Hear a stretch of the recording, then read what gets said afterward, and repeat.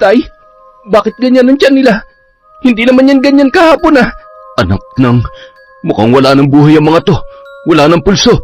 Sino naman ang gagawa niyan sa kanila? Napasok ba tayo nang hindi natin alam? Imposible. Nakakandado pa rin ang pinto. Sarado rin ang mga bintana. Walang kahit anong senyales na may ibang pumasok dito. Paano mo ipapaliwanag yan, Tay? Patay na ang mga yan, pero sinong pumatay sa kanila? Mukha ba akong manghuhula? Hindi ko rin alam. Mas nauna ka pang nakakita sa kanila, hindi ba? Nalintikan na talaga. Mukhang may gumaganti na sa atin, Tay. Taon 2004. Lanao del Sur. Nakapagtapos ng pag-aaral si Maji sa tulong ng kanyang mga magulang na parehong magsasaka. Mga binata at dalaga pa lamang ang mga yon ay namulat na sa malawak na sakahan dahil yon ang pangunahing hanap buhay sa kanilang sityo. Nagtatrabaho lang noon sa sakahan ng iba ang kanyang mga magulang hanggang sa nagkaroon na ng sariling taniman nang ipamana ng kanyang lolo sa kanyang tatay ang gulayan at ang maliit na palayan. Dalawa na lamang silang magkapatid dahil namatay ang pangalawa sa panganay ng madengge yon at hindi naagapan. Pero ang panganay niyang kapatid na si Rodel ay hindi na nag-aral pa dahil mas gustong tumulong sa kanya at sa kanilang mga magulang. Nung nag-aaral pa si Maji ay nangungupahan lamang siya sa bayan na napakalayo sa kanilang tinitirhan. Paminsan-minsan naghahanap siya ng mae-ekstrahan para madagdagan ang panggastos at pagkain niya. Hindi niya na yon ipinaalam pa sa kanyang mga magulang para hindi na mag-alala pa. Palagi na lamang niyang sinasabi na sapat na ang binibigay nilang pera dahil alam niya kung gaano yon kahirap kitain. Ngunit para may maipambayad sa upa, hinahatiran siya ni Rodel ng pera tuwing nakakaipon mula sa kanilang taniman ang kanilang mga magulang. Naging bed spacer kasi siya sa bayan para mas malapit sa pinapasukang eskwelahan. Sa paraang yon, mas nakakatipid siya dahil hindi niya na kailangang mamasahe pa. Hindi naman palaging may kita ang kanilang palayan dahil nakadepende lamang yon tuwing anihan. Ume-extra rin sa pagkakarpintero ang kanyang ama para may maipanggastos din ang mga yon dahil lahat ng kinikita sa taniman ay ipinapadala sa kanya. Kaya naman, nang makatapos ay wala siyang ibang hinangad kundi ang makatulong sa kanyang pamilya. Pero bago pa man siya sumabak sa paghahanap ng trabaho, hiniling ng kanyang amang si Domingo na magbakasyon muna siya sa kanila at magpahinga kahit isang buwan lamang. Ginawa niya naman yon dahil sabik na rin siyang makasama ang mga magulang at ang kanyang Kuya Rodel.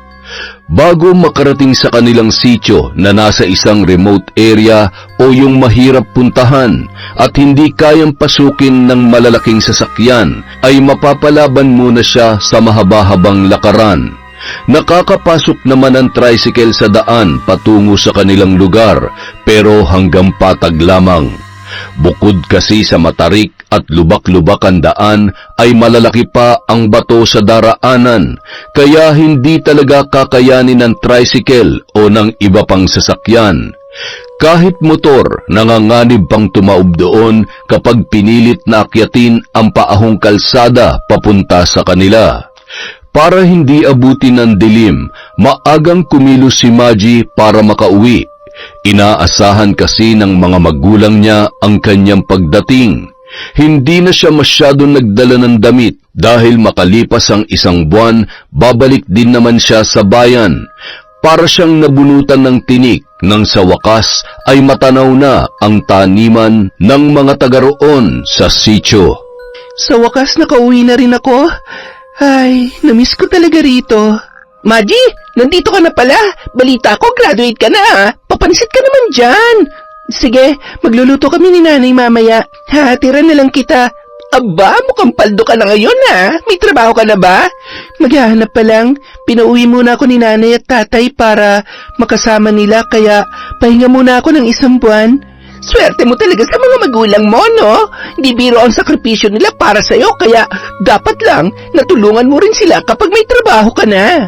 Yun naman talagang gagawin ko kahit wala magsabi sa akin. Sige diretso na ako sa bahay. Hinihintay na nila ako ron eh. Matapos magpaalam kay Sally, nagpatuloy na sa paglalakad si Maji. Napangiti siya nang makita ang nagkukulay berde nilang taniman. Yun ang pinaka nagbibigay ng kasiyahan sa kanila mula nang tumira sila sa sitio. At dahil sa kursong agriculture ay mas lalo niyang minahal ang trabahong kinamulatan niya. Halos kakambal niya na ang mga pananim at lupaing taniman mula sa pagkabata, kaya hindi siya nagdalawang isip na kunin ang kurso na malapit sa puso at buong pamilya niya. Ilang hakbang pa ang layo ni Maji sa bahay nila ay halos magtatalon na sa tuwa ang kanyang ina dahil sa tagal nilang hindi nagkita. Kung pwede nga lang sana dito ka na lamang sa bahay eh. Wala na akong kakwentuhan tuwing gabi, tsaka wala nang nagmamasahe sa likod ko. Ay sus, kaya naman pala eh. Pero huwag kayong mag-alala, Nay. Isang buwan naman po ako rito. Kung gusto mo, araw-araw kitang imamasahe. Magkukwentuhan din tayo kahit hindi pa gabi. Nakakatuwa ka talaga, anak. O siya, kumain ka na muna. Malayo ang nilakad mo. Nay, magluto po tayong pansit mamaya. Nako, pasensya ka na anak ha. Wala pa kasi akong maipambibili. Nagtinola lamang ako ng papaya para makahigop ka ng sabaw. Salamat po sa pagluluto ng paborito kong ulam, Nay, ha? Pero makakapagpansit pa rin naman tayo mamayang hapon para may merienda sina Tatay at Kuya Rodel. Bumili po ako sa bayan bago ako dumiretso dito. Saan ka naman kumuha ng pambili? Di ba wala ka ng pera?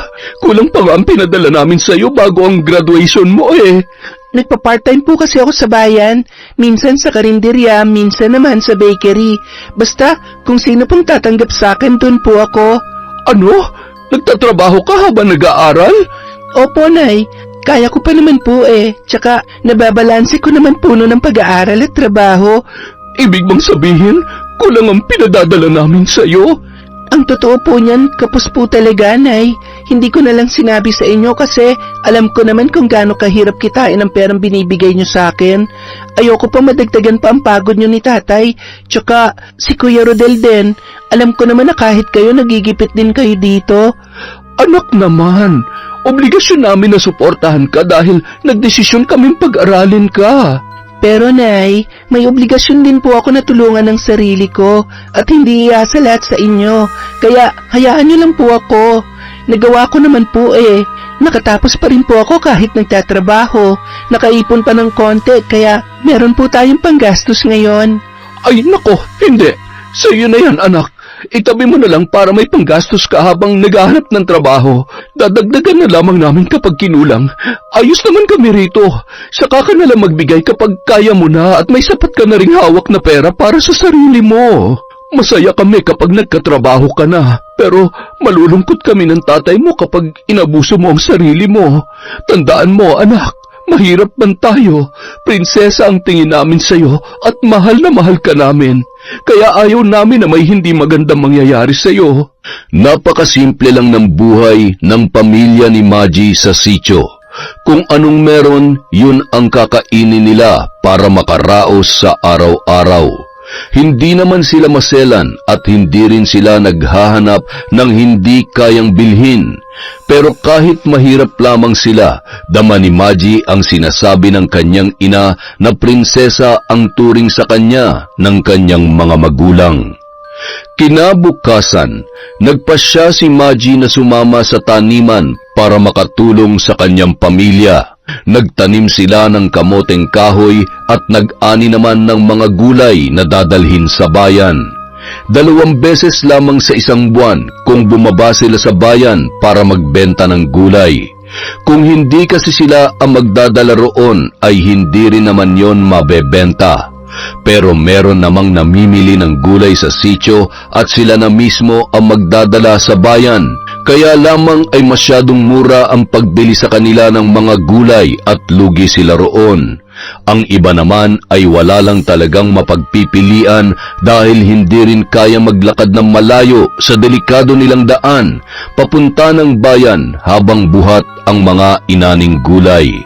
Pagsapit ng 3:00 ng hapon, nagluto na si Maggie ng kanilang merienda dahil 4:00 umuuwi sina Rodel at Domingo. Kinuha raw ang dalawa para maghukay ng gagawing balon kaya halos maghapong wala sa bahay. Makalipas ang halos 1 oras ay narinig na ni Maggie ang pamilyar na sipol ng taong paparating. Kuya? Oh, bunso, nakauwi ka na pala. Kanina ka pa ba? Kaninang tanghali pa, inabutan na nga ako ng init sa daan eh. Pero sanay naman tayo sa ganyan. Isa pa, wala nang itim pa sa balat ko. Pantay na to, sunog lahat. Huwag mong ikakahiya yan. Tanda yan ang kasipagan natin. Aba, syempre naman. Ay, siya nga pala kuya. Nagluto kami ni Nani ng pansit. Merienda natin. Talaga? Ikaw ang bumili? Oo, kuya. Binawasan ko lang ng konti yung naipon ko sa pa-extra-extra. Ano? Nagtatrabaho ka na? Noong nag-aaral pa ako, kuya. Pero huwag ka na magalit. Alam na rin naman ni nanay. Sinabi ko na kanina bago ko pa sabihin sa'yo. Ang mahalaga naman, nakatapos ako, hindi ba? Nagawa kong pagsabayin ng pagtatrabaho at pag-aaral. Ay, ano pa nga ba magagawa ko? Tsaka kahit ano naman ang gawin mo, mapapatawad pa rin kita. Ikaw yata ang paborito kong kapatid. Sinungaling? Wala ka lang choice kasi ako na lang ang kapatid mo, no? Sige ka, baka multuhin ka ni ate. Hindi mo pala siya paborito, ha? Uy, nako, baka dalawin pa ako nun sa panaginip pag sinabi kong paborito ko siya. Namamaya pa na nga, baka bumalik pa. Hay nako, ikaw talaga, kuya. Ay, nga pala, sa susunod huwag ka na maglalakad na mag-isa pag pupunta ka ng bayan, ha? Bakit naman? Yung anak ni Manggari na dalaga, muntik na maghahasa. May dayo na naman kasi rito eh. Madalas tumatambay sa may daanan tuwing pahapon na. May nakakita raw na gumagamit ng damo. Matagal pa naman akong pupunta sa bayan, kuya. Pero, kumusta na raw yung anak ni Manggari? Di ba, kakauwi lang nun galing sa Talisay? Oo, kaya imbis na magbabakasyon pa rito para makasama ang mga magulang niya, ayun, napilitan na agad umalis. Natakot, hinatid siya hanggang sakayan. Buti na rin yun. Makakasama lang sa kanya kung nandito pa rin sa sitio yung mga dayo. Kaya ikaw, tuwing may pupuntahan ka, magsabi ka agad sa amin, ha? Hindi na lamang sinabi ng dalaga, pero kinabahan din siya sa nabanggit ni Rodel. Ayaw kasi niya na mas lalo pang mag-alala ang kanyang kuya. Mabuti na lamang at na magpasya siyang umuwi nung araw na yon ay wala namang masamang nangyari sa kanya. Nung mga sumunod na araw, tumutulong na rin si Maggie sa kanilang taniman para makapagpahinga naman ang kanyang ina. Katulong niya roon sina Rodel at Domingo. Kapag magbababa naman ng mga inaning gulay sa bayan, sumasabay na lamang ang kuya niya sa ibang nag-aani. Sinusubukan niyang sumama pero hindi siya pinapayagan ng mga magulang nila. Hindi na siya nagtanong pa dahil alam niya na ang dahilan. Linggo ng hapon, abala sa pagwawalis si Maggie sa harap ng kanilang bahay nang makarinig siya ng malakas na tawanan ng grupo ng kalalakihan. Malapit lamang sa daanan ang kanilang bahay kaya makikita niya agad kung sino ang mga yon. Ilang sandali pa, napakunot noo si Maggie nang mapansin ang mga lalaking may mahahabang buhok. Puno ng tattoo ang katawan at may hit-hit pang sigarilyo. May edad na ang isa sa mga yon. Sa tansya niya ay hindi nalalayo ang edad ng lalaki sa kanyang ama. Ang katabi naman noon ay mukhang nasa mahigit 20 anyos pa lamang. May hikaw yun sa ilong at sa labi. Sila siguro yung mga dayong tinutukoy ni Kuya Rodel. Grabe, nakakatakot ang itsura nila.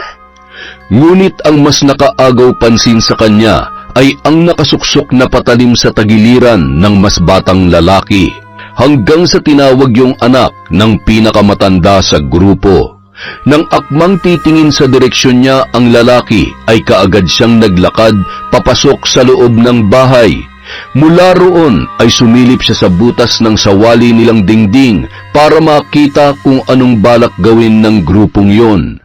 Maya-maya pa, Lumakas ang kabog ng dibdib niya nang makitang naglalakad ang mga yon papalapit sa kanilang bahay. Nanlamig ang buo niyang katawan dahil sa kaba. Siguradong kakatok ang mga yon at hindi niya alam kung paano makikipag-usap nang hindi nanginginig sa takot. Anak, magtago ka muna sa kwarto. Huwag kang lalabas hanggat hindi ko sinasabi, ha? Pero, Nay, magmadali ka na, ha? Mag-iingat po kayo, Nay, ha? Ako na bahala. Sige na, magtago ka na ron. Makalipas ang ilang sandali ay mas lumakas pa ang mga yabag. Tanda na doon nga ang punta ng mga dayo. Ngunit kahit 4 na lalaki pa ang nasa labas ng mga sandaling yon ay hindi man lamang nakaramdam ni katiting na takot si Lita. Sa edad niyang yon ay marami na siyang pinagdaanan sa buhay at marami na rin siyang nakaharap na taong asal demonyo. Ang iba pa roon ay mga halang ang kaluluwa. Isa pa, hindi niya hahayaan na may masamang mangyari sa bunso nilang anak ni Domingo. Tapo! Tapo! Ano ba yon? Bakit ka sumisigaw? Baka kasi bungol na nakatira dito at mukhang hindi naman ako nagkamali. Gurang na pala nakatira dito. Parang may nakita akong isa pang babae kanina Wala nang iba nakatira dito. Ako lang at ang asawa ko. May anak kami pero lalaki yon at hindi babae gaya ng sinasabi mo. Ibig sabihin, guni-guni ko lang yun? Tay, may depresya na yata ang mga mata ko Kung may iba ka pang kasama dyan, palabasin mo na kung ayaw mo lagyan ko ng konting palamuti ang katawan mo, tanda. Wala nga iba nakatira dito. Bakit bang kukulit nyo? Magsilayas na nga kayo. Ang lalakas na loob nyo manakot samantalang pumapasok kayo rito nang walang pahintulot. Pwede ko kayong kasuhan ng trespassing. Tay, trespassing daw tayo. May sira yata ang utak na matandang yan Nandito pa nga tayo sa labas ng bahay, trespassing na. Ang lupang tinatapakan nyo ngayon, pagmamay-ari namin. At hindi kayo maaaring tumapak dito nang walang pahintulot. Alam mo, hindi namin kailangan ng pahintulot mo, tanda. Tabi nga! Halos magwala na ang puso ni Maggie nang marinig niyang pumasok na sa bahay nila ang lalaking kausap ng kanyang ina. Nagpalinga-linga siya sa kwarto. Sa liit noon ay wala na siyang ibang mapagtataguan. Sinulyapan niya ang bintana. Kailangan ko makalabas dito. Siguradong lalo mapapahamak si nanay kapag nakita nila ako. Bago pa man tuluyang makapasok sa bahay ang mga dayo, nagawa na ni Majing tumalon sa bintana ng kwarto. Nang makalabas ay maingat niya yung isinara para hindi malamang doon siya dumaan. Nagtago muna siya sa may malaking puno sa likod ng kanilang bahay para hindi siya makita ng lalaking yon. Nagtiwala na lamang siya na malulusutan yon ng kanyang ina. Narinig niya ang malakas na boses ng isang lalaki nang pasukin ang kanilang silid. Walang tao rito. Mukhang nagsasabi nga ng totoo yung matandang yan. Umalis na tayo rito. Wala naman pala tayong mapapala Sandali lang, tay. Baka may machichibog pa tayo rito. Mukha ba may makukuha tayong pagkain dito? Baka nga ako pa magbigay sa matandang to Sa bagay, mukha nga magigiba na tong nabubulok nilang bahay Iba na lang ang puntahan natin. Mabuti pa nga, tay. Nakahinga ng maluwag si Maggie nang umalis na ang mga dayo. Nang masigurong nakalayo na ang mga yon ay saka lamang siya bumalik sa kanilang bahay. Kaagad niyang kinumusta ang kalagayan ng kanyang ina. Ayos lang po ba kayo, Nay? Oo, ayos lamang ako. Mabutit nakalabas ka kaagad kanina. Halos mahimatay na ako sa pag-aalala nung pumasok sila sa kwarto. Buti na lamang ay nakalabas ka kaagad. Natakot kasi ako na baka kung anong gawin sa'yo ng mga yon kapag nakita nila ako sa kwarto. Sasabihin nila nagsisinungaling ka pa. Huwag mo kong alalahanin, anak. Matanda na ako. Kung may masama mang mangyayari sa akin, sigurado kong hanggang doon na lang talaga ang buhay ko. Nay naman matagal pa kayong mabubuhay. Matagal pa tayo magkakasama. Matagal pa talaga, anak. Hindi ko naman sinasabing mawawala na ako. Ang sakin lang, kung may mangyayari man, hindi na natin kontrolado yon. Pero hanggat kaya pa natin mag-ingat, gagawin po natin yun, Nay, di ba? Ay, syempre naman, anak. Pero Nay, taga saan kaya ang mga yon? Kawawa naman ang mga nabibiktima nila dito. Nako, makakahanap din ng katapat ang mga yon. Masyado nilang minamalit ang mga taga rito. Akala yata nila matatakot nila ang lahat. Huh, hindi nila alam kung anong sasapitin nila kapag may kinanti sila sa lugar na ito. Bakit po, Nay? Huwag mo nang alamin. O siya, halika na. Maghanda na tayo ng lulutuin para sa hapunan. Kahit nakaligtas si Maji sa mga dayo, ay hindi pa rin mawala ang kanyang pangamba. Pakiramdam kasi niya ay hindi pa tapos ang mga yon at babalik pa rin sa kanila. Noon lang siya nakaramdam ng ganoong takot. Hindi lang para sa kanyang sarili, kundi para sa pamilya niya na posibleng saktan ng mga dayong yon. Samantala, matapos namang mameste ng mga residente sa sitio, ay tuwang-tuwang ikinalat ni Onad sa mesa ang kanilang mga nakuha. Ilang delata, itlog at kung ano-ano pang pagkain. Mas masaya sana kung may alahas din tayo nakuha. Pero sa hirap ng mga taga rito, malabo yun. Kahit nga sana magandang babae na lang, Tay. Sino ba kasi nakita mo kanina? Baka naman guni-guni mo lang yun. Hindi. May nakita talaga akong babaeng pumasok dun sa bahay ng matandang nakausap natin kanina. Sus, baka nga guni-guni mo lang. Hinalugog naman natin ang bahay nila, di ba? Pero wala naman tayong nakitang dalaga ron. Paano kung nauna niya pala tayo nakita kaya nakapagtago siya? Posible rin naman, pero sa liit ng bahay nila, parang imposible naman yung sinasabi mo. Paano kung nakapagtago siya sa likod ng bahay nila?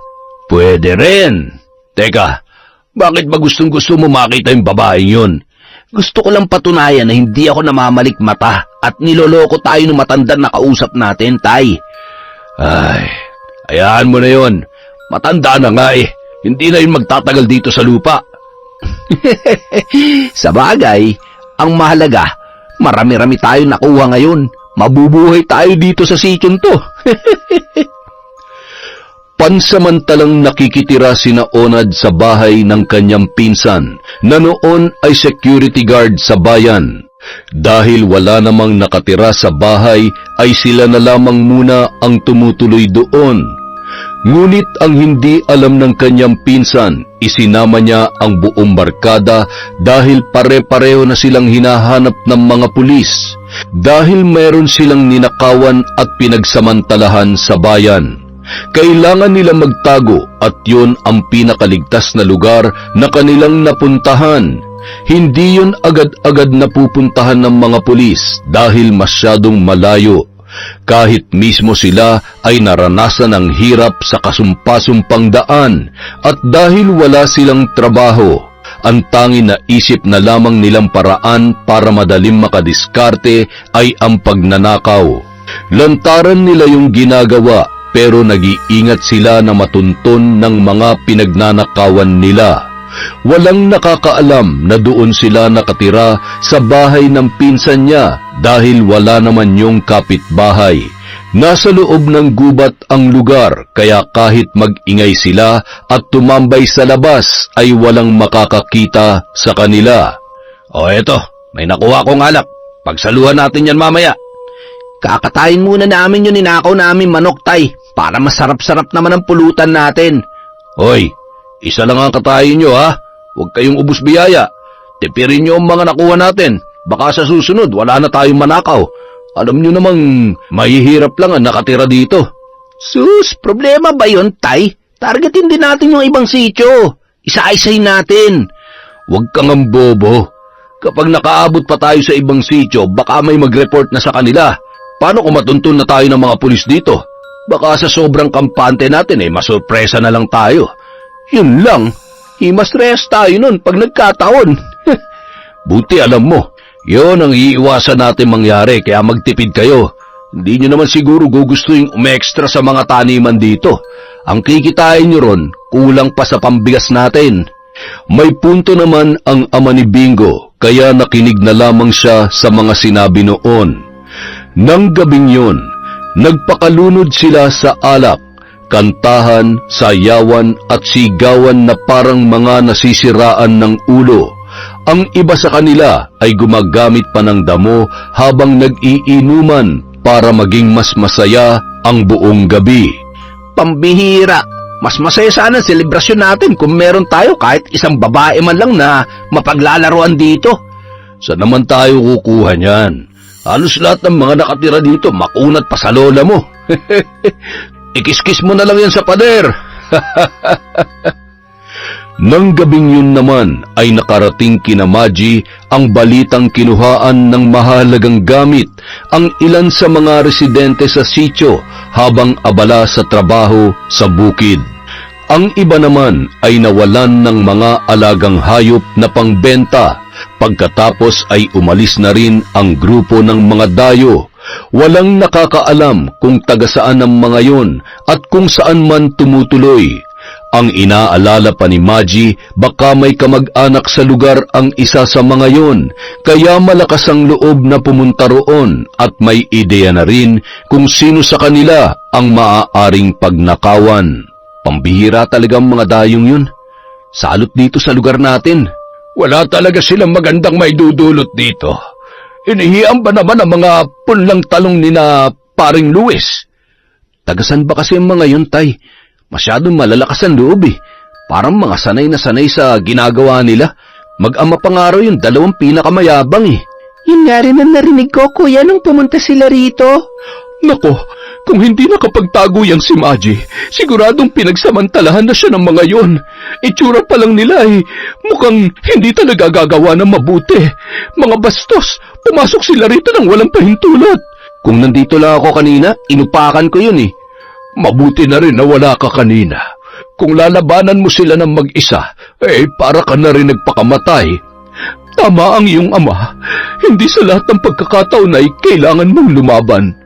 Minsan, mas makakalamang ka sa kanila kung mananatili kang kalmado, tsaka ka mag-isip kung paano aatake sa kanila nang hindi nila inaasahan. Pero dahil wala naman silang nakuha sa atin, mukhang hindi na tayo babalikan ng mga yon. Huwag tayong pakasisiguro, Nay. Nandito pa si Maji. Kapag nakita siya ng mga dayo, siguradong pupuntiryahin pa rin siya. Ano kaya kung bumalik ka na agad sa bayan, anak? Gustuhin man namin makasama ka pa rito ay hindi naman namin gustong malagay ka sa alanganin dahil sa mga yon. Pero Tay, ilang araw pa lang po ako rito. Alam ko, anak, pero malakas ang kutob ko na babalik pa sila para manggulo. Ayoko naman mapahamak ka. Kung kami lang ang nandito, hindi nila kami gagalawin dahil wala naman sila mapapala. Kaya nakikiusap ako sa iyo, anak. Bumalik ka na lamang sa bayan. Saka ka na lamang ulit umuwi kapag maayos na ang lahat. Ipapasundo pa kita sa kuya mo kung gusto mo. Walang nagawa si Maji, kundi ang sundin na lamang ang sinabi ng kanyang ama. Naisip niya rin na maaari pa silang mapahamak kung magmamatigas siya. Ang problema, nung paalis na sana siya ay bigla namang may nangyari. Mukhang napasarap ang tulog ni tatay ah. Napagod kasi kahapon yan. Hayaan mo na lang muna matulog. Pahinga naman namin ngayon eh. Pero malilipasan na si tatay ng gutom. Teka, subukan ko kayong tawagin. Pinuntahan ni Maji ang ama sa kwarto. Naabutan niya si Domingo na payapang nakahiga sa katreng nalalatagan ng banig. Nakaramdam siya ng awa sa tatay niya dahil sa edad na yun ay nagagawa pa rin noong magtrabaho. Hahayaan na lamang muna sana niyang matulog si Domingo nang meron siyang mapansin. Tila hindi na gumagalaw ang kanyang ama. Kapag natutulog kasi yon ay malakas humilik at halos hindi mapakali sa higaan. Hindi rin yun natutulog ng nakatihaya, kundi laging patagilid lamang. Tay? Tay, gising na po. Magkape na tayo. Ngunit nananatiling walang galaw ang kanyang ama, kaya tinapik-tapik niya na yon sa braso. Nang hindi pa rin magising, ay doon na siya kinabahan. Nanginginig ang mga kamay na dinama ni Maji ang pulso ng kanyang ama. Maya-maya pa, nanlamig ang buong katawan niya at tila nanigas na lamang sa kinatatayuan nang meron siyang mapagtanto. Maji, anak, hayaan mo na lang munang matulog ang... anong nangyayari? Anak, bakit ka namumutla? Nay! Wala na po si tatay! Nabalot ng matinding kalungkutan ang bahay ni Maji nang makumpirma na wala na nga ang kanyang ama. Halos hindi na bitawan ng kanyang ina at ng Kuya Rodel niya ang bangkay ni Domingo dahil sa matinding pangungulila.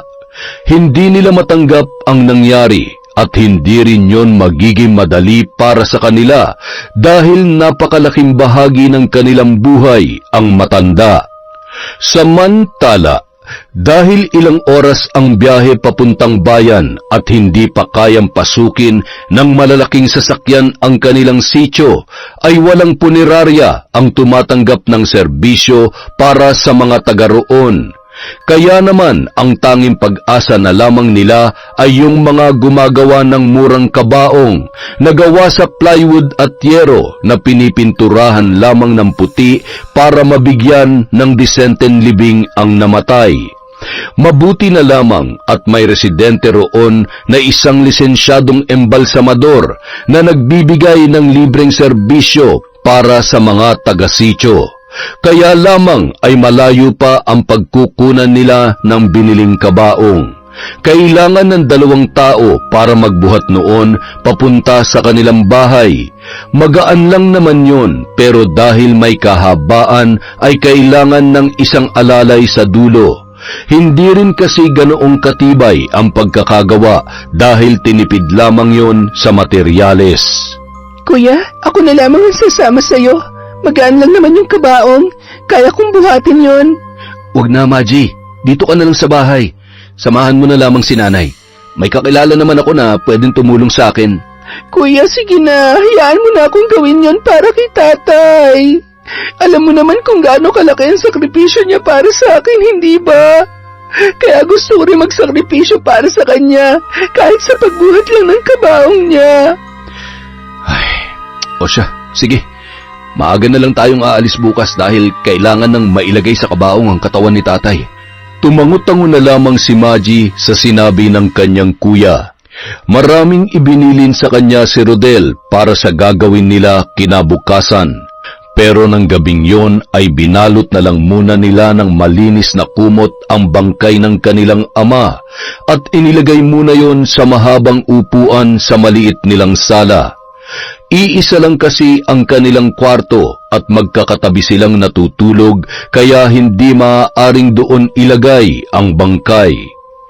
Kinaumagahan, maagang tumulak sina Maji at Rodel para kunin ang ataul para sa kanilang ama. Madilim-dilim pa noon at malamig pa ang paligid kaya halos yakapin na nila ang mga sarili nila habang naglalakad. Sabay na napatingala ang magkapatid nang biglang kumulog ang kalangitan. Naku, wag naman sana tayong abutan ng ulan. Mahihirapan tayo sa paglalakad mamaya. Madulas ang daan paakyat. Kaya nga kuya, yero pa naman yung ginamit sa kabaong kaya madulas kapag nabasa ng ulan. Ay, teka, isasakay ba natin sa tricycle yun mamaya? Oo, arkila na lang tayo ng tricycle kahit hanggang dun lang sa pinakadulo ng patag. Tapos, bubuhatin na lang natin hanggang sa bahay. Nagpatuloy sa paglalakad ang magkapatid. Malayo-layo pa sila sa kanilang pupuntahan. Yun kasi ang sentro ng kanilang barangay. Naroon ang barangay hall, ang may kalakihang eskwelahan, pati na rin ang gumagawa ng kabaong. Nang makuha nila ang ataul para kay Domingo, ay naghanap na si Rodel ng masasakyang tricycle. Isinakay nila ang ataul doon para magpahatid hanggang sa pinakadulo ng proper. Habang kausap ni Rodel ang matandang driver, ay tahimik namang nakatayo sa tabi ng bintana si Maji. Sigurado ba kayong kaya nyo nang buhatin ang ataul hanggang sa inyo? Napakalayo na lalakarin nyo. Mukhang uulan pa. Kaya na namin yan, boss. Sanay naman kami sa mahabang lakaran eh. O siya, sige. Mag-iingat na lang kayo mamaya, ha? Magkano nga po pala hanggang sa dulo ng proper? Ano ba kayo? Huwag na kayo magbayad. Sa mga ganyang pagkakataon kasi, hindi na talaga ako naniningil ng pamasahe, lalo na't may kamahalan kapag malayo-layo ang paghahatiran. Ipandagdag nyo na lang sa panggastos nyo sa burol ng tatay nyo. Nako, maraming salamat po, Manong. Napakabuti niyo naman po. Minsan na rin akong namatayan kaya alam ko kung gaano yung kahirap para sa inyo. O siya, sige, baka abutan pa kayo ng ulan. Ay siya nga pala, nakikiramay ako ha. Ipagdarasal ko rin ang kaluluwa ng yumao ninyo mahal sa buhay. Maraming salamat po sa pakikiramay. Inihatid sila ng butihing driver hanggang sa kanilang bababaan. Ngunit nang huminto roon ng tricycle, hindi nila inaasahan ang matinding panganib na naghihintay sa kanila. Nang mga sandaling yun, namutla si Maji nang makita ang 4 na kalalakihang nakaharang sa kanilang daraanan. May dalang itak ang isa sa mga yon at ang iba naman ay may hawak na balisong at 2x2. Nanlamig ang buong katawan niya nang makilala ang grupo. Yun ang mga dayong sapilitang pinasok ang kanilang bahay. Kuya, anong gagawin natin? Hindi natin kakayaning labanan ng mga yan. Sila yung mga dayong pumasok sa bahay. Nalintikan na. Wala pa naman akong dalang balisong ngayon. Kuya, anong gagawin natin? Huwag kang matakot, akong bahala sa'yo. Basta huwag kang lalapit doon. Ako ang haharap sa kanila. Pero kuya... Maji, makinig ka sa akin. Dito ka lang. Gagawin kong lahat para hindi ka nila masaktan. Bago pa man mapigilan ni Maji ang kanyang kuya, ay naglakad na yon at buo ang loob na hinarap ang grupo ni Onad. Noong una ay sinubukan pang makiusap ng kuya niya dahil kailangan na nilang madala ang ataul na para sa kanilang ama, pero hindi siya pinakinggan ng mga dayo. Ang iba sa mga yon ay pinagdiskitahan naman ang driver ng tricycle. Walang awa yung binugbog ng 2 lalaki. Mahina at parang may sakit pa ang tricycle driver, kaya madali lamang yung natalo ng mga dayo. Si Rodel naman, inundayan na rin ng suntok ni Onad. Doon na nagsimula ang gulo. Sinubukang lumaban ng kuya ni Maji pero napuruhan pa rin yon matapos pagtulungan ng 3 lalaki. Maji, tumakbo ka na! Bilisan mo! Ngunit hindi na nagawa pang makagalaw ng dalaga. Nagdalawang isip siya kung tatakbo para sa kaligtasan niya o sasamahan ang kuya niya roon kahit anong mangyari. Bago pa man siya makapagdesisyon ay naramdaman na niyang hinablot siya ng isang lalaki. Huli ka! Sumama ka sa akin! Bitawan mo ako! Hindi ako sasama sa'yo! Huwag ka nang pumalag kung ayaw mo masaktan!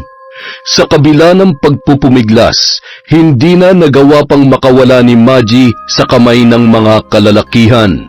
Hindi na siya nakagalaw pa ng 2 magkasunod na suntok sa sikmura ang pinakawalan ni Bingo bago siya binuhat noon. Naiwan naman doon ang wala ng malay niyang kapatid, pati na rin ang kinawawang driver ng tricycle. Puno ng pasa at sugat sa katawan si Rodel. Iniwan na yun doon ng kalalakihan dahil imposible nang makalaban pa sa kanyang kalagayan. Si Maji naman dinala ng grupo sa inuuwian nilang bahay at doon pinagsamantalahan habang nagdiriwang sina Onad at Bingo. Dahil sa panlalaban ay napuno ng pasa at galos ang katawan ng dalaga. Hindi kasama ng mag-ama ang 2 sa mga dayo dahil kinailangang ibenta ng mga yon ang ninakaw na tricycle. Ang kabaong naman ay dinala ng mag-ama sa sitio para sa mga interesadong bumili. Nang lumalim na ang gabi, nagising ang nanghihinapang si Maji. Gusto niyang sumigaw nang sumigid ang matinding kirot sa maselang parte ng kanyang katawan at ganoon din ang mga braso niyang iginapos ng mag-ama habang siya ay pinagsasawaan. Wala na ang puring matagal niyang iningatan. Wala nang dahilan para protektahan pa siya ng kanyang magulang at kapatid. Nagtatagis ang mga bagang na bumangon si Maji sa higaan. Mariin niyang kinagat ang mga labi nang muling maramdaman ang sakit. Kailangan niyang tiisin yun. Sinulyapan niya ang mag-amang humihilik pa sa papag habang hawak-hawak ang bote ng alak. Sinikap niyang makatayo. Nagdahan-dahan yun at ingat na ingat siyang makalikha ng ingay. Bawat pag-ingit ng papag ay napapabilis ang kabog ng kanyang dibdib.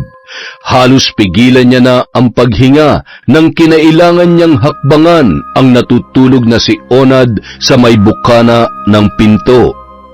Maya-maya pa, nagngilid ang kanyang mga luha at marahas na nagbuga ng hangin nang sa wakas ay makalabas na ng silid. Akbang aalis na siya nang marinig niya ang boses ng mga lalaking nagtatawanan at mukhang papalapit ang mga yon sa bahay na pinagdalhan sa kanya. Mukhang yun na ang mga kasama ng mag-ama at nakabalik na mula sa pagbebenta ng ninakaw na tricycle. Dali-dali siyang naglakad patungo sa kusina. May pintuan doon papunta sa labas ng bahay. Kasasara pa lamang niya ng pinto nang bumukas naman ang isa pang pinto na nasa harapan. Mas lumakas ang tawanan ng dalawang lalaki nang makita ang ayos ng mag-amang nakatulog na, dala ng kalasingan. Hindi na nag-aksaya ng oras ang dalaga. Tumakbo na siya papalayo sa lugar na yon. Kailangan niyang puntahan ang kanyang ina dahil baka pati yun ay mapahamak pa. Nay! Nay! Diyos ko, ano nangyari sa'yo, anak? Bakit puro pasakat? Sandali! Nasaan ang kuya mo? Nay, hinarang po kami ng mga dayo kanina. Binugbog nila si kuya, pati po yung driver, at naiwan na lamang sa tabing kalsada. Hindi ko alam kung buhay pa sila ngayon, Nay. Ginahasa po nila ako. Paulit-ulit nilang binaboy ang katawan ko. Wala silang awa. Mga hayop sila. Mga hayop sila, Nay. Napahagulhol na lamang si Lita sa nalaman mula sa anak na dalaga. Namatayan na nga sila ay ganoon pa ang sinapit ng kanyang mga anak. Dahil batid nilang maaari pa silang matuntun ng mga dayo, kaagad na silang kumilos para umalis doon. Pero bago nila yun gawin, ay kinailangan muna nilang ilibing ang katawan ng kanyang asawa bago pa man yun mabulok. Dahil pati ang ataul ay ninakaw na rin ng mag-amang dayo, wala na silang nagawa kundi ang ilibing si Domingo nang nakabalot lamang sa kumot. Magkatulong nila yung binuhat papunta sa taniman. Ilang oras na naghukay ang mag-ina. Ginamit ni Maji ang natitira niyang lakas sa kabila ng kanyang panghihina para mapalalim ang hukay. Pasensya ka na, Tay. Kung hindi ka man lang namin nabigyan ng disenteng libing. Pangako, pansamantala lamang ito. Babalikan ka namin ni Nanay. Matapos ibaon sa 3 talampakang hukay si Domingo, ay kumilos na ang mag-ina para lisanin ang sityo. Dadalhin lamang nila noon ang mga importanteng gamit at ilang pirasong damit. Ngunit habang iginagayak ang mga dadalhin, napansin ni Maji ang isang kahon na gawa sa kahoy na nasa 2 dangkal ang haba na inilagay ng kanyang ina sa dalang bag. Itatanong pa sana niya kung para saan yun, pero hindi na siya nagkaroon pa ng pagkakataon dahil sa pagmamadali nilang mag-ina. Ibinilin na lamang nila sa kakilala ang kanilang taniman at sinabihang anihin na lamang ang maaaring anihin doon. Nagtaka pa ang mga yon sa biglaan nilang pag-alis, pero mas pinili nilang hindi na lamang banggitin ang tungkol sa nangyari. Ngunit bago umalis ay binalaan ni Lita ang mga malalapit na kaibigan tungkol sa mga dayo. Nang makarating sila sa proper, doon na nila nabalitaan ang tungkol sa 2 lalaking natagpuang walang malay sa tabi ng kalsada. Kaagad nilang hinanap kung saan dinala ang mga yon dahil malakas ang kutob nila na isa sa mga yon ay si Rodel. At hindi naman sila nabigo nang marating ang bahay ng manggagamot na tinutukoy ng kanilang napagtanungan. Napahagulhol na lamang si Maji nang makita ang kalunos-lunos na itsura ng kanyang kuya. Halos hindi na makilala ang muka ng binata dahil sa malalang pamamaga ng muka, sa dami ng suntok na tinamunoon. Puno rin ng pasa ang katawan, sa kanya lamang napagtanto na may saksak din pala sa tagiliran ang kanyang kapatid. Pagbabayaran nila ang ginawa nila sa amin ng kuya ko. Hindi rin ako papayag na hindi kayo mabibigyan ng hustisya, anak. Muntik na kayo mawala sa akin, kaya sisiguruhin ko maghihirap sila hanggang sa kamatayan. Ano pong ibig niyong sabihin, Nay? Ngunit hindi na yun sinagot pa ni Lita. Sa halip ay hinarap na lamang niya ang manggagamot na nag-asikaso sa kanyang panganay. Pinasalamatan niya ang matanda dahil kung hindi dahil sa tulong noon ay tiyak na nalagay sa alanganin ang isa niya pang anak. Kagagaling lang daw kasi ng manggagamot sa kanilang sityo nang madaanan si Rodel at ang driver ng tricycle na nakahandusay sa madamong parte sa gilid ng kalsada. Ilang sandali pa, nagkamalay na si Rodel. Bagamat hindi pa nila ipinapaalam ang tungkol sa sinapit ni Maggie, nang makita ng binata ang itsura ng kapatid ay nanggalaiti yun sa galit. Ayaw pa sanang magkwento ng dalaga pero napilitan na lamang siyang sabihin ang totoo. Nang humupa ang galit ng kanyang kuya ay saka lamang nila napag-usapan ang tungkol sa maaari nilang puntahan. Saan na po tayo pupunta ngayon, Nay? Wala na po tayong ibang kamag-anak dito. Sa bahay ng pinsan ko. Malaki naman ang bahay niya kaya kakasya pa tayo roon. Teka, Nay, sigurado ba kayo na patutuloyin tayo ng pinsan ninyo? Baka mamaya paalisin lang tayo nun. Malalim ang pinagsamahan namin mula pa nung mga bata pa lamang kami. At sinabi niya sa akin na kapag nangailangan ako ng tulong, sa kanya ako lumapit. Sa ngayon, matutulungan niya tayo kahit sa pansamantalang matitirhan lamang. Nasa kabilang bayan pa ang bahay ng pinsan ni Lita, kaya bumiyahe pa sila patungo roon. Ginamit na lamang nila ang natitirang pera ni Maggie. Naging mainit naman ang pagtanggap sa kanila ng pinsan niyang si Edna. Matapos niyang ikwento ang nangyari sa pamilya niya, ay mainit ang naging pagtanggap noon sa kanya. Hindi ka nagkamali ng nilapitan, Lita. Dito na lamang kayo tumira dahil bihira nang umuwi ang mga anak ko.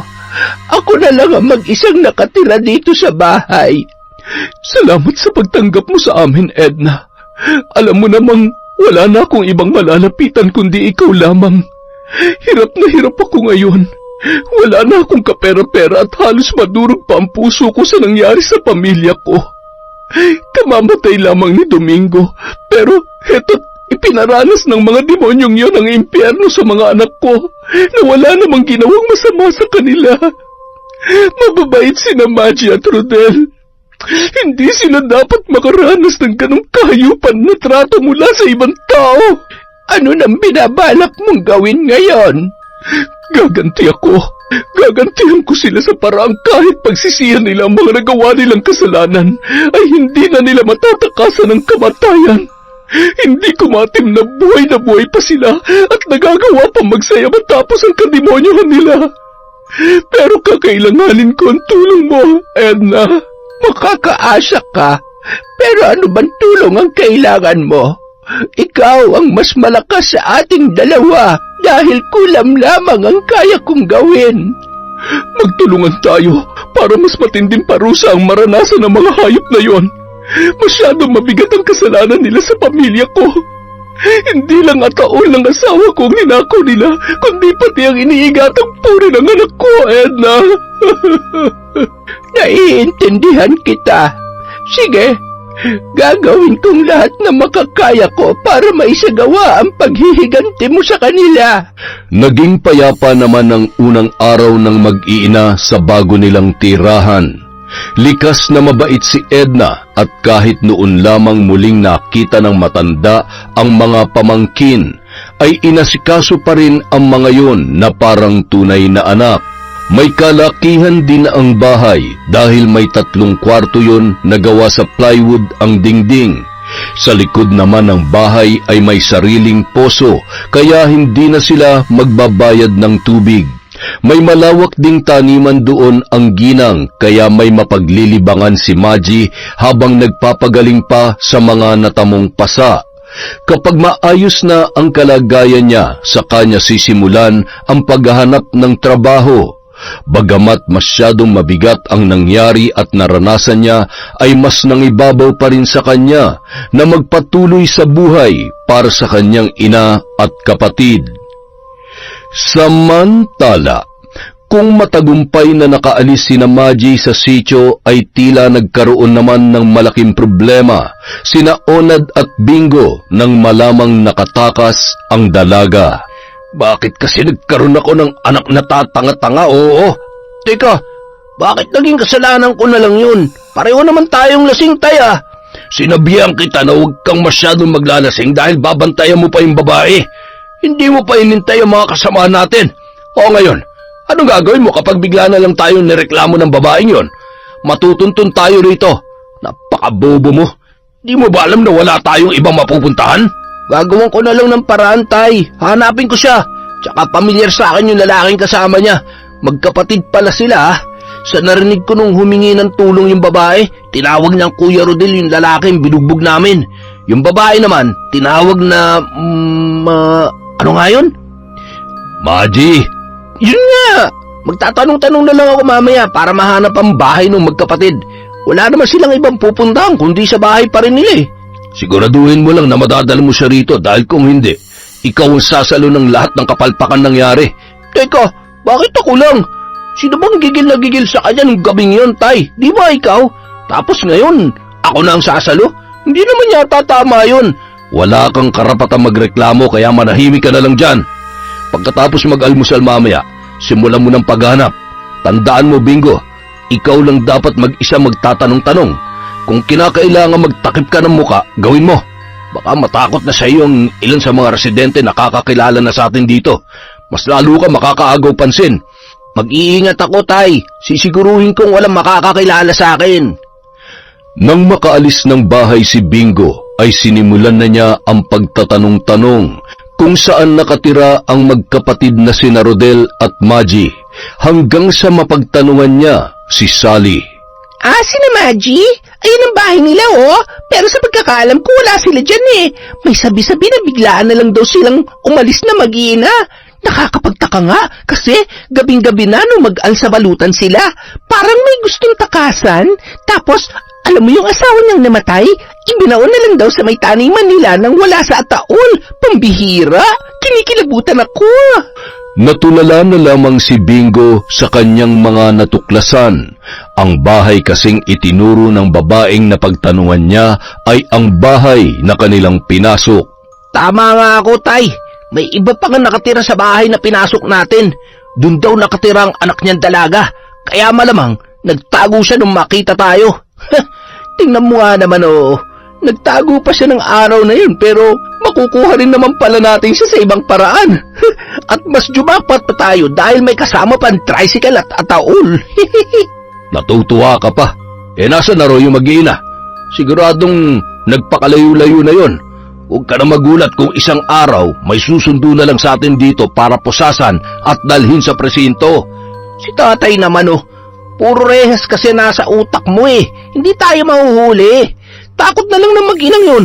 Ano pa magagawa ng nanay nung Maji? Baka nga ilang araw na lang ang itatagal nun sa mundo, eh. Inunahan na ng asawa, eh. Bagay naman siguro sila hanggang sa hukay. Sira ulo. Siya nga pala, mamaya elok nyo na sa mga taga-sityo ang ninakaw na ataol, ha? Kahit mura nyo lang ibenta, kaysa naman kasama pa natin yan dito sa bahay. Sige, tay. Kami nang bahala dyan. Ngunit kahit halos maghapon na naghanap ng mapagbebentahan ng ataul sina Bingo, ay wala pa rin silang napala. Kaya naman, hinayaan na lang muna nila sa bahay na tinutuluyan nila yon at naghintay na lamang ng magiging interesado doon. Kinabukasan, maagang nagising si Bingo dahil sa sumasakit ang kanyang tiyan. Didiretso na sana siya noon sa palikuran nang makaagaw pansin sa kanya ang dalawang kasamahan na natutulog sa sala. Napakunot noo siya nang may mapansin sa bandang braso ng isa, parang sugat na hinampas ng kung ano. Dala ng kuryosidad ay nilapitan niya ang higaan ng dalawa. Ilang sandali pa, bigla na lamang siyang napasigaw nang makita ang malaking guhit sa leeg na parang binigti ang mga yun. Kaagad namang nagising si Onad dahil sa pagsigaw ng kanyang anak, at nang sulyapan niya ang tinitingnan nito, nagsitayuan ang mga balahibo niya sa katawan nang makita ang dalawang kasamahan na payapang natutulog, ngunit parang binigti ang mga yon. Dagdag pa ang mga galos sa katawan nila na tila hinampas ng latigo. Nang tingnan nila ang iba pang bahagi ng katawan ng dalawa ay lalo silang kinilabutan. Tay, bakit ang laki ng tiyan nila? Hindi naman yan ganyan kahapon ah. Anak ng... mukhang wala ng buhay ang mga to. Wala ng pulso. Sino naman ang gagawa niya sa kanila? Napasok ba tayo nang hindi natin alam? Imposible. Nakakandado pa rin ang pinto. Sarado rin ang mga bintana. Walang kahit anong senyales na may ibang pumasok dito. Paano mo ipapaliwanag yan, Tay? Patay na ang mga yan, pero sinong pumatay sa kanila? Mukha ba ako manghuhula? Hindi ko rin alam. Mas nauna ka pa nga makakita sa kanila, hindi ba? Nalintikan na talaga, oh. Mukhang may gumaganti na sa atin, Tay. Hindi kaya ginagantihan na tayo ng pamilya ng babaeng kinuha natin? Posible, pero paano? Wala naman silang kakayahan na gawin yan. Ikaw na mismo nagsabi, Tay, imposible mapasok ang bahay na to. At mas lalo namang imposible, nasasaktan nila ang mga sarili nila tapos magpapakamatay. Takot ka sa dugo ang mga yan eh. Naging malaking palaisipan sa mag-ama ang nangyari sa kanilang mga kasama. Matapos makumpirmang wala nang ang buhay ang mga yon, ay nagpasya na silang ilibing na lamang ang bangkay sa likuran ng bahay na kanilang tinutuluyan. Ginugol nila ang buong maghapon sa paghuhukay. Pinagsama na lamang nila sa iisang hukay ang dalawang bangkay. At dahil iisa lang din ang ataol na meron sila, ay binalot na lamang nila ng kumot ang mga yon bago inihulog sa may kalalimang hukay. Kinagabihan, parang binagsakan ng langit at lupa sina Onad at Bingo. Hindi na nila nagawang kumain dahil naiisip nila ang nangyari sa kanilang mga kasama. Hindi na rin sila nakatulog sa pangambang bigla na naman may mangyari at hindi nila yon mapaghandaan. Sinulyapan ni Onad ang kabaong na nakatago sa ilalim ng pahabang upuan sa sala.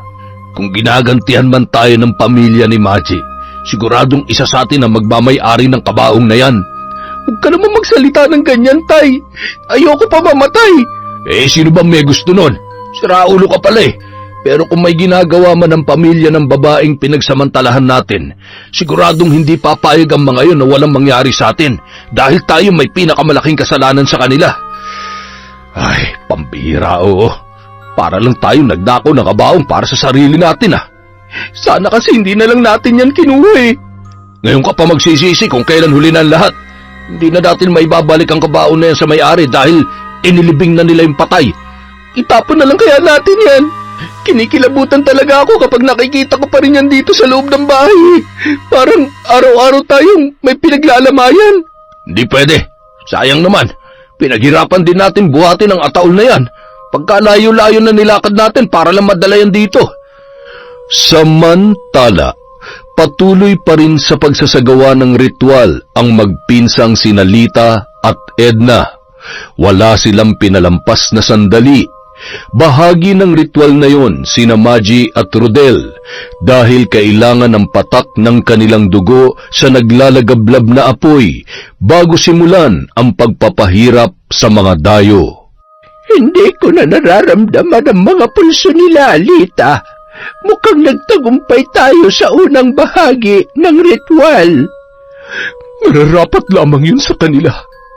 Hindi na sila naawa sa mga anak ko. Kung hindi nakatakas si Maji, siguradong papatayin siya ng mga yun. Isa pa, sa dami ng ginawa nilang gulo sa mga kalugar namin, hindi na sila dapat pang binibigyan ng pangalawang pagkakataon. Nagpatuloy ang pagsasagawa nila ng ritual, pero sa pagkakataong yon ay magkahiwalay ang ginawa ng magpinsan para kina Onad at Bingo. Alas 8 ng gabi, naghahanda na sa pagtulog ang mag-ama nang biglang napangiwi si Bingo. Napakunot ang noo ni Onad nang halos mapaluhana ang kanyang anak na namimilipit sa sakit habang nakahawak sa kanyang tiyan. Oh, ano nangyayari sa'yo? Ang sakit ng tiyan ko, Tay. Sus, baka naman nadudumi ka lang. Dumiretso ka na dun sa banyo. Tay, hindi. Iba to. Sobrang sakit. Nahihirapan na ako huminga. Ano? Teka, paupo ka nga muna na maayos. Kukuhaan kita ng maligamgam na tubig. Ngunit bago pa man makakuha ng tubig si Onad ay nabuwal na sa sahig si Bingo habang nakahawak pa rin sa kanyang tiyan. Sa pagkakabagok ng binata ay bahagyang umangat ang suot niyang damit. Doon lamang napagtanto ni Onad kung bakit sumasakit ang tiyan ng kanyang anak.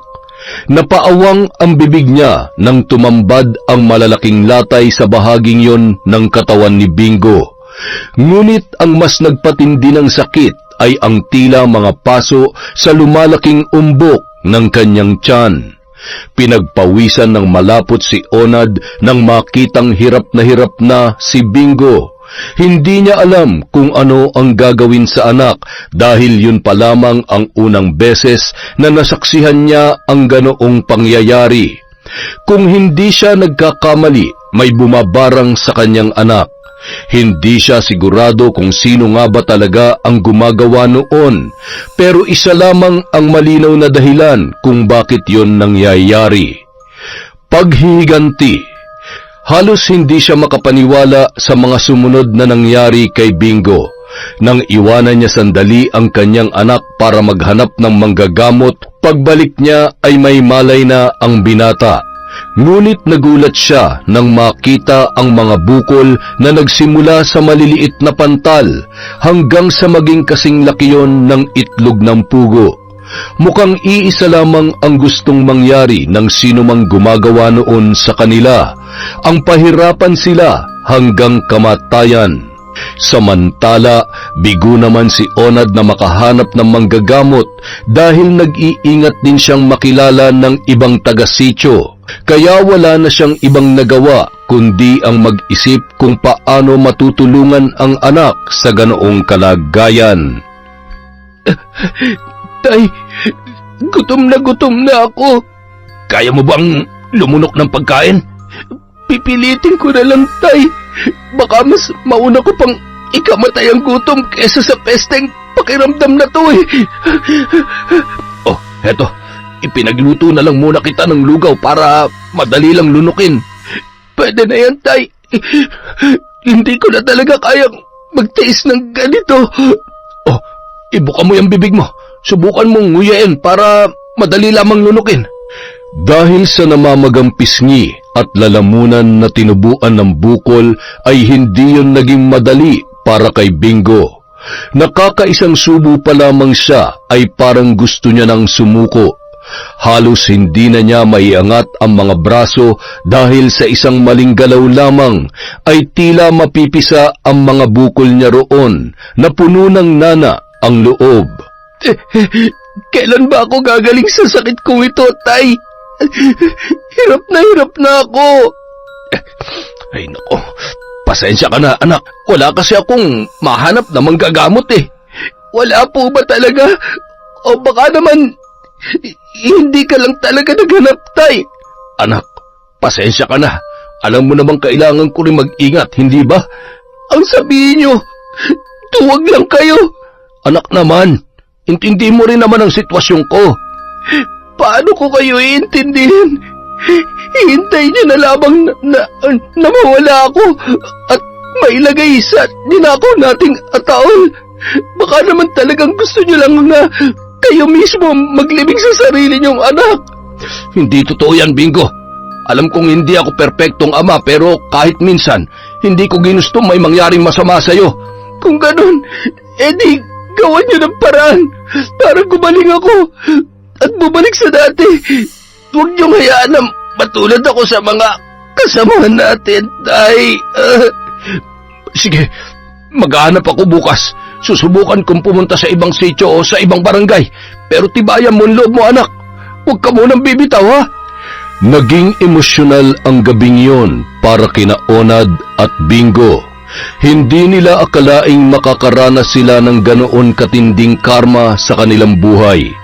Bagamat alam naman nila na may nagawa silang mali, sa tingin ni Onad ay kalabisan din kung buhay ng anak niya ang magiging kabayaran sa lahat ng yun.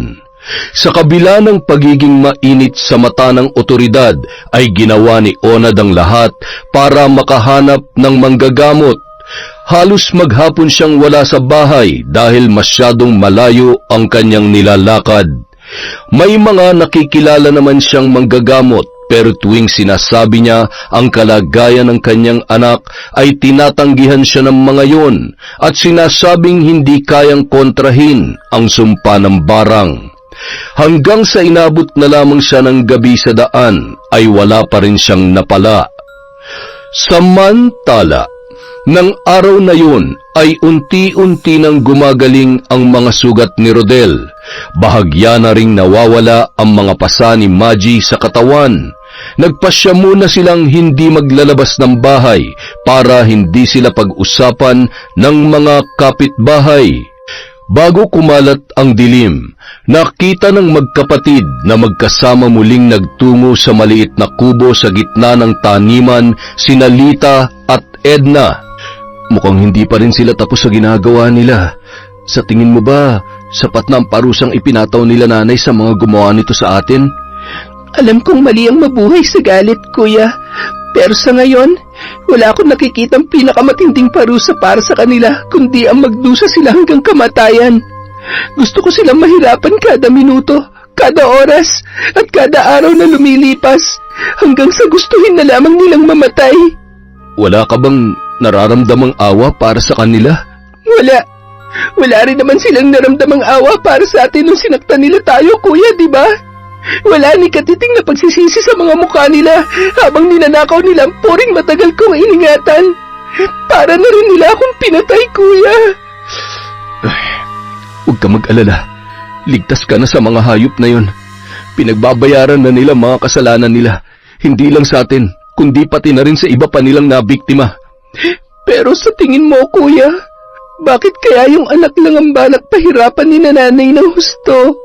Dahil para sa isang ama, isa sa pinakamasakit na pangyayari ang masaksihan kung paano unti-unting pinapatay ng sumpa ang sarili niyang anak. Kung pumayag siguro ako magdemanda, baka nakakulong na sila ngayon. Pero parang mas magaang na parusa kung makukulong lamang sila sa mga nagawa nila. Hindi lang ikaw ang pinagsamantalahan nila, Maggie. Kaya kung ano man ang sasapitin nila, karma na nila yon. Sa loob ng kubong pinasukan ng magpinsan, maririnig ang malalim na boses ni Lita habang binibigkas ang mga salitang bahagi ng isinasagawang ritual. Binuksan naman ni Edna ang garapong naglalaman ng mga alupihan at itim na mga uod na gagamitin para sa binatang pinadapuan ng matinding sumpa. Hinayaan niya yung gumapang patungo sa nakaguhit na simbolo. Sa gitna noon nakalagay ang isang manikang nababalot ng pinatuyong balat ng hayop. Sunod ay sinindihan ng ginang ang itim na kandila at saka pinatakan ng luha mula roon ang manikang ginagapangan ng mga alupihan. Tila galit na galit ang mga yun na pilit binutas ang balat ng manika hanggang sa unti-unti nang nagkumpulan sa loob noon. Pagsapit ng hating gabi, napabalikwas na lamang si Onad nang marinig ang sunod-sunod na sigaw ni Bingo. Nang sulyapan niya ang anak na katabi sa higaan ay muntik nang bumaliktad ang kanyang sikmura nang makita ang mga itim na uod na nagtatalunan mula sa mga bumukang bukol ng anak. Natataranta niyang pinunasan ng kumot ang magkabilang braso ni Bingo para alisin ang mga yon, ngunit tila hindi yon nauubos. Tama na, Tay. Boss, lalo ko lang nararamdaman ng sakit. Anong gusto mo? Hayaan ko na lang ang mga uod na yan na pagpiestahan ng mga sugat mo. Yung likod ko, Tay. May mga gumagapang din sa likod ko.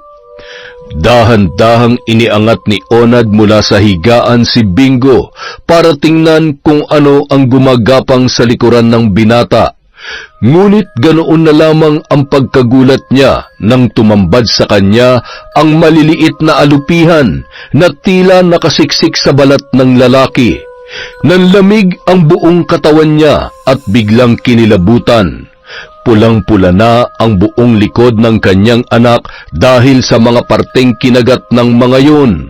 Dali-dali siyang kumuha ng pwedeng ipantanggal sa mga alupihan, ngunit habang pilit niyang inaalis ang mga yon ay tila mas lalo namang bumabaon sa balat ng kanyang anak. Hanggang sa nanghihina na lamang siyang napasandal sa dingding. Hindi niya na alam kung ano pa ang maaari niyang gawin. Halos maubos na ang luha ng kaisa-isa niyang anak dahil sa matinding paghihirap, pero wala man lamang siyang magawa para maibsan yon. Sunod-sunod na lamang siyang napamura at napasigaw, dala ng matinding galit sa sino mang gumagawa noon sa kanila. Bago pa man sumikat ang araw ay tuluyan ng binawian ng buhay si Bingo. Ngunit kahit wala ng buhay ang binata ay pinagpipiestahan pa rin ng mga uod at alupihan ang kanyang katawan. Binuhusan ni Onad ng tubig ang katawan ng kanyang anak nang kahit papaano ay mawala ang mga uod sa mga sugat. Ngunit hindi niya naman alam kung anong pwede niyang gawin para mawala ang mga alupihang nakadikit doon. Dahil walang mag-eembalsamo sa bangkay ni Bingo, idiniretso na lamang yon ni Onad sa kabaong. Nang tuluyan ng lumiwanag, sinimulan niya na ang paghuhukay sa tabi ng pinaglibingan sa dalawa pa niyang kasamahan. Kahit papaano ay nabigyan niya ng maayos na libing ang anak dahil napakinabangan nila ang ninakaw nilang ataul. Ngunit nang pumasok sa isip niya na maaaring siya na ang susunod na maging biktima ng bumabarang sa kanila, binalot na siya ng matinding takot. Mag-isa na lamang siya roon. Kapag nangyari sa kanya ang naranasan ni Bingo, wala nang tutulong sa kanya at wala man lamang maglilibing sa kanyang bangkay. Baka doon na lamang siya mabulok at pagpiestahan ng mga daga sa katagalan. Sising-sising sinasabunutan ni Onad ang kanyang sarili. Hindi sana mangyayari yon kung hindi nila piniling gumawa ng kasamaan. Karma nila yon at mukhang nakatakda siyang mamatay sa pinakamasakit na paraan. Nay, ano na pong plano niyo dun sa tatay? Bubuhayin niyo po ba siya? Sa ngayon, oo. Pero may plano kami ng tiyahin mo. Ganito kasi, anak. Itinuro namin sa mga pulis kung saan makikita ang lalaking yon. Sa mga oras na ito, siguradong papunta na sila roon. At kapag nasa loob na ng kulungan ang hayop na yon, saka namin sisimulan ang pagpapahirap sa kanya. Pero bago ang lahat, gusto muna naming maranasan niya ang parusa ng batas bago ang pinakamasakit na kamatayang ipaparanas namin sa isang demonyong katulad niya. Nang araw ding yon, dinakip ng mga pulis si Onad matapos matukoy ang lokasyon ng kanyang pinagtataguan. Sa paghahanap ng mga otoridad sa mga kasamahan ng lalaki, nadiskubre ng mga yon ang mga bangkay na inilibing di kalayuan sa bahay na kanilang pinagtataguan. Hinala ng mga pulis, si Onad ang may kagagawan ng lahat. Patong-patong na kaso ang hinarap ng lalaki at hindi na nagkaroon pa ng pagkakataong makalabas ng kulungan dahil wala rin namang magpipiyansa sa kanya. Nabalitaan na lamang nila na pinagtulungan sa loob ng bilangguan ang lalaki dahil sa mga hindi nakasundong preso. Matapos makulong ang salarin ay sinimulan na ni Nalita at Edna ang huling bahagi ng kanilang ritual. Yon ang pinakamatagal at pinakamatinding sumpang ipinataw nila sa isang tao dahil sa pinagsanib na kapangyarihan ng kulam at barang. Hindi lamang doble, kundi triple ng naranasan ni Bingo ang pinagdaanan ni Onad. Dahil sa kalunos-lunos na itsura ng lalaki ay napilitan na yung ilabas sa selda. Nagrereklamo na noon ang mga preso sa umaalingasaw at malansang amoy ng katawan ng lalaki, na punong-puno ng naglalakihang mga sugat na kahit bago pa lamang ay binabahayan na ng mga uod. Kulang na lamang ay balutan ng kulambu si Onad nang dumugin yon ng mga langaw sa pinagdalhang ospital. Hindi matukoy ng mga doktor ang naging sanhi ng ganong karaming sugat at ang pamamaga ng buong katawan ng lalaki. Wala pang 2 araw mula nang dumapo ang sumpa ay binawian na yon ng buhay. Wala ni isang kamag-anak ang umako sa bangkay, kaya ipinalibing na lamang yon ng munisipyo. Naging usap-usapan sa kulungan ang nangyari sa kanya. Mas matindi pa raw sa habang buhay na pagkakakulong ang ganoon katinding kaparusahan. Buhay pa raw kasi ay para ng naaagnas na bangkay ang itsura ni Onad. Mula naman ng malibing ang lalaki ay nagpasya nang bumalik sina Maji sa dati nilang bahay. Nagpasalamat sila kay Edna sa pansamantalang pagpapatuloy sa kanila. Ngunit para hindi na mangupahan, kapag naghanap na ng trabaho ang dalaga ay inalok ng ginang na doon na lamang siya tumuloy. Nangako naman si Maji na babalik na lamang doon matapos isaayos ang libing ng ama at maisaayos ang ilan pang problema sa iniwang taniman. Pagbalik nila sa sitio, pinili na lamang nilang ilihim ang tungkol sa nangyari kay Maji para maiwasan ang kung ano-anong kwento na maaari pang makasakit sa dalaga. Humingi sila ng tulong sa munisipyo para mapagkalooban ng libreng kabaong ang bangkay ng kanyang ama, at para hindi na lumayo ay ipinalibing na lamang nila yon sa bakanteng lote kasama sa lupang ibinigay sa kanila. Mga anak, may sasabihin sana ako sa inyo. Ano po yon, Nay? Naisip ko kasi, matagal-tagal na rin tayong nagtitiis dito sa sitio na malayo sa bayan, malayo sa pagamutan. Hindi kaya mas maganda kung ibenta na lang natin itong lupa? Kapag nabenta natin ito, may matutuluyan pa rin naman tayo sa kabilang bayan. Bago kasi tayo umuwi, kinausap ako ni Edna tungkol dito. May kakilala raw siya na pwedeng bumili ng lupa natin. Aayusin lang ang titulo at kung sakali namang mabenta, iniaalok niya ang bakante niyang lote para sa atin. Pwede raw nating patayuan ng kahit maliit lang na bahay para makapagsimula. Kung akong tatanungin, wala namang problema, Nay. Pabor pa nga sa atin kung aalis na tayo rito dahil hindi na mahihirapan si Maji tuwing uuwi. Hindi na rin tayo maglalakad ng napakalayo para makarating sa bayan. Kaya lang naman ako nagtitiis dito noon dahil kay tatay. Wala rin pong problema sa akin, Nay. Pero sana itira natin yung loteng pinaglibingan kay tatay para madalaw-dalaw pa natin siya rito kung sakali. Huwag kayong mag-alala dahil hindi naman kasama sa ibebenta ang pinaglibingan sa tatay ninyo. Pababakuran natin yon. Sana naman matinuang kausap ng tiyahin natin para mabenta agad ang lupa. Kung nabubuhay lang siguro si tatay, sigurado ganyan din ang magiging desisyon niya matapos ang nangyari dito kay Bunso. Kung ganon, kailangan kong puntahan si Edna para makausap ang taong sinasabi niya. Sasama kami, Nay. Sino ba naman na may sabi na maiiwan kayo rito? Sa tanda ko nang ito ay hahayaan niyo na lang ba ako maglakad na mag-isa?